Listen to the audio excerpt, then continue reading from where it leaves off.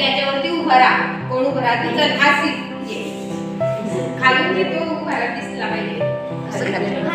हात भरले त्याचा. हा उभा राहा. हा उभा राहा. पुन्हा उभा. हे बघा काय झालं? खाली गेलं. ओके. आता हेच आपण पूर्ण चेक करा.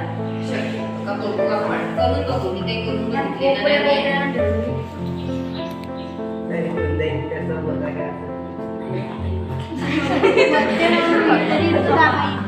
नाही होत.